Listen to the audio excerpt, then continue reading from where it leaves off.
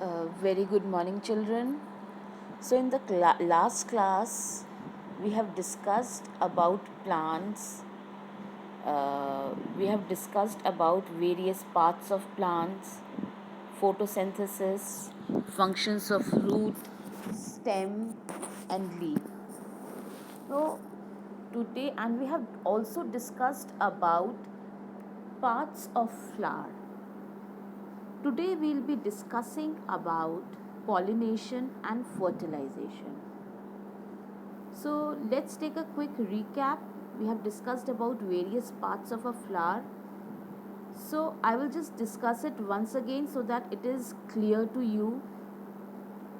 Now, you all know that flower is the most beautiful part of the plant. It is also the reproductive part of the plant because it is the place where reproduction in plants takes place.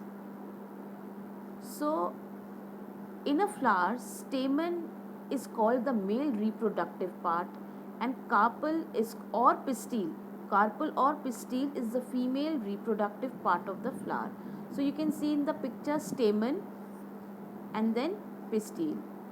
Now stamen, as you can see in the picture, is divided into two parts: anther and filament.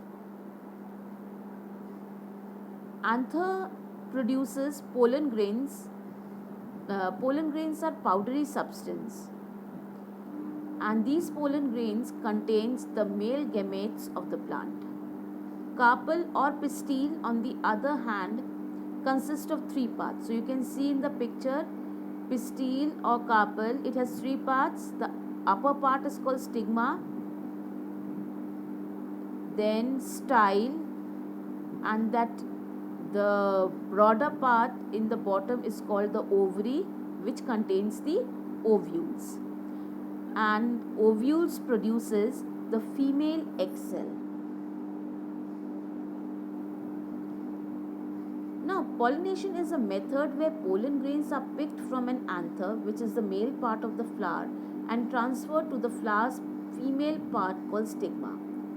To make the pollination work successfully, the pollen grains must be transferred from the same species of the flower.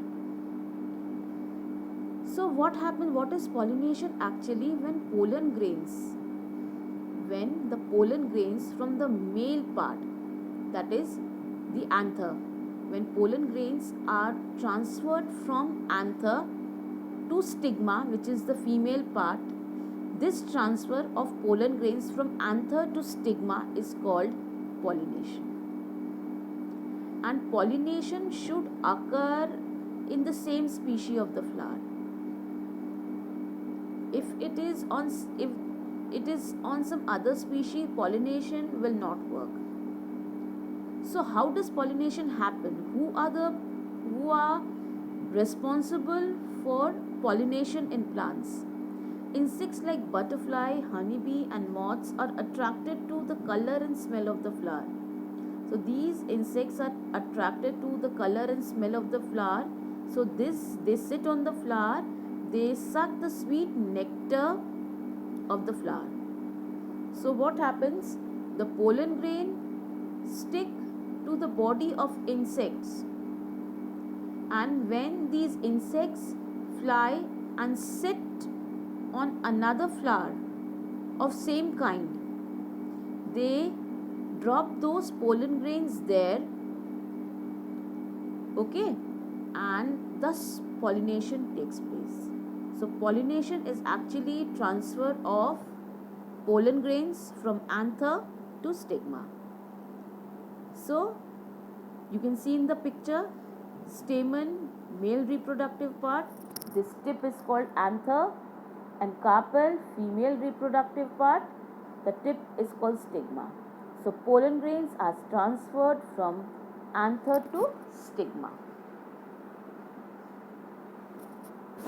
So what happens after pollination? When these pollen grains lands on stigma of the flower, a tube grows from the pollen grains. This tube travels through style and reaches the ovary. The male gametes of the flower reaches the ovary through this tube, and fuses with the egg cell, which is produced by the ovules. Now, the pollen grains, when they land on the stigma, they grow into a pollen tube, and from these pollen tube, through the style, the male gametes of the flower are brought down to the ovary, and inside the ovary, ovules are present, and ovules produces the female egg cell. So the male gamete now fuses with the female gamete. So once the male gamete fuses with the female gamete, a zygote is formed. This process of fusion of male gamete and female gamete is called fertilization. So that zygote is the egg cell. Now, after fertilization, the zygote converts into embryo and ovules become tough covering called seed. So, the zygote becomes embryo and ovules, they become tough and they are converted to seed. Now, seed contains the embryo, which is the baby plant. And what happens to the ovary? On the other hand, ovary ripens and it becomes the fruit.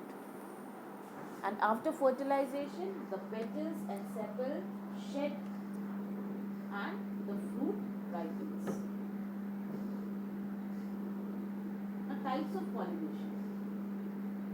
So, if the pollen grains of a flower lands on stigma of same flower, it is called self-pollination. If the pollen grain lands on the stigma of different flower of same type, it is called cross-pollination. And various agents of pollination are wind, water and animals. So I think the concept is very clear to you all. If you have any problem, you can talk to me and discuss